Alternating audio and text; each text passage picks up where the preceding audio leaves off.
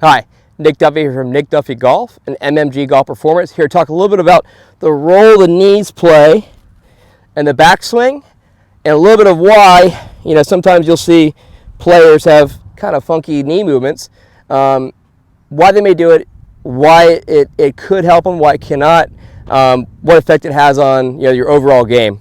So first, we'll talk a little bit about recent trend you've been seeing in golf. It's just been guys using their knees a little bit differently. And I know when I was a kid, it was the big Ledbetter model, which was, right knee stays solid, left knee works in a little bit, right? You brace up because that's how you're going to get all your power from that resistance, right? So that was kind of what was taught back when I was a kid. It was very much in vogue. I still think there's probably some guys that teach it nowadays. I'm not sure who. I'm not going to name any names, but I'm sure some guys still do, just because trends take a long time to get out of there. So with that being said, we're going to talk a little bit about what I'm seeing today, which is kind of almost the opposite. It's kind of almost been overdone a bit, and that's just people overusing their knees. And you'll see it's a lot out of junior players. So you see a lot of guys who are, and girls, who learn to get more distance by sinking this left knee down too much and then ripping it back to try to get more power.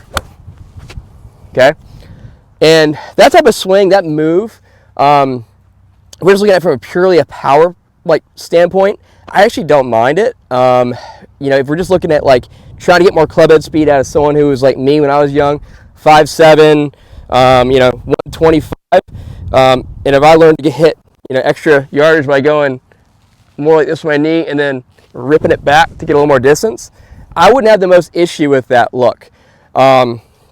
Where that does become an issue is if, this is the most overarching issue in any golf swing, if it may cause an injury. So if someone, is basically cheating a little bit, trying to get more distance by this thing popping up and sliding and may cause an injury, well, then we need to look at that.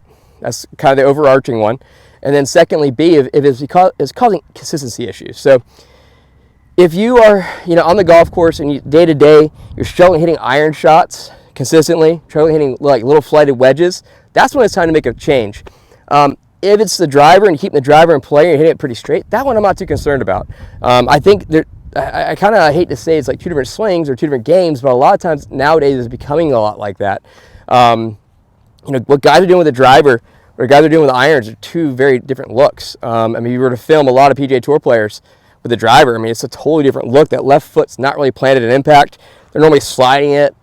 They're jumping a bit more. Where when you see them hit an iron shot, it's going to be way more planted feet and way more solid finishes. So that's kind of what I'm going to address in this video. It's just kind of more of when we're going to hit iron shots, probably not the best time to be jumping and trying to hit it further. That's probably the time we want to actually have a little more solid lower body and maybe a little more sequenced knees. So that being said, if I'm making a backswing, right, and this knee is dropping, what's that going to do to my pivot? So as I go back, my left knee drops massively.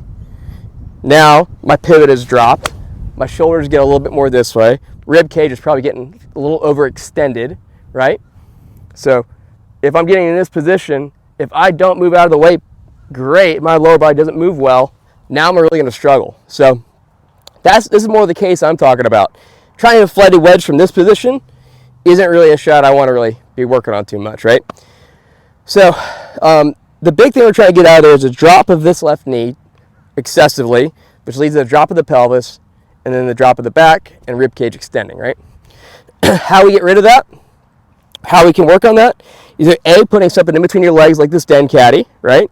Have a little feel of your knees staying pretty solid, or at least your left knee, because I still don't mind if this right leg gets a little more open, right? We want this because it helps open up the hips, help the right hip get higher. But what we don't want to is we want to overdo this or lock our right knee, because now we're breathing in some stuff that is going to affect everything else up top.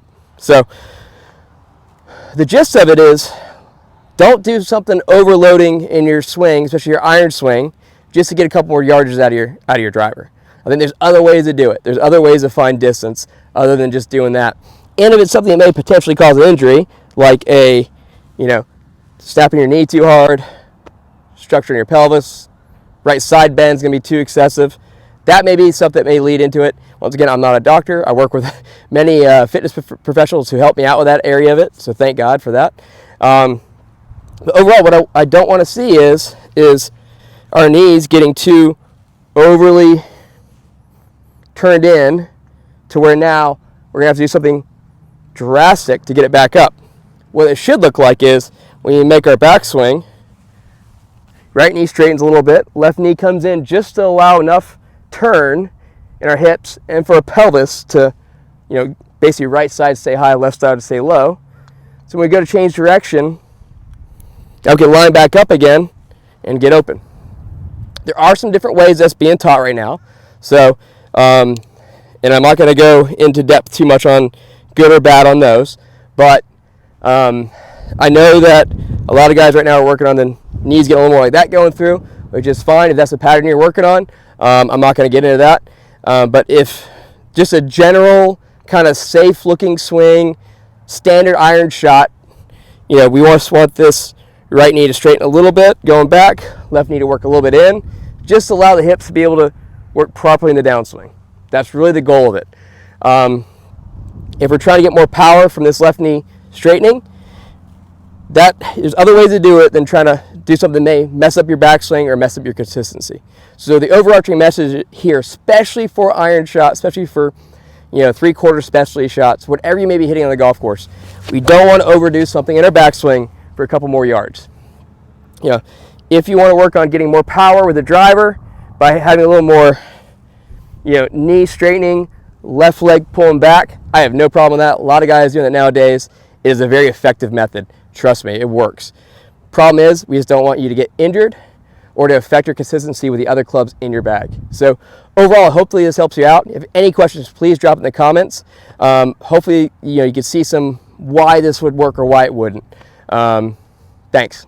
Hi. Hopefully this video helps you out. If you liked it, please like my video. Please subscribe. Please put a comment down asking any questions or just anything that may do with the video. If you need any suggestions or you want to suggest another video for me, please let me know in the comments. I'd be more than happy to try to shoot them. I'm always looking for good ideas. So any way I can help out the viewers of this channel, please let me know.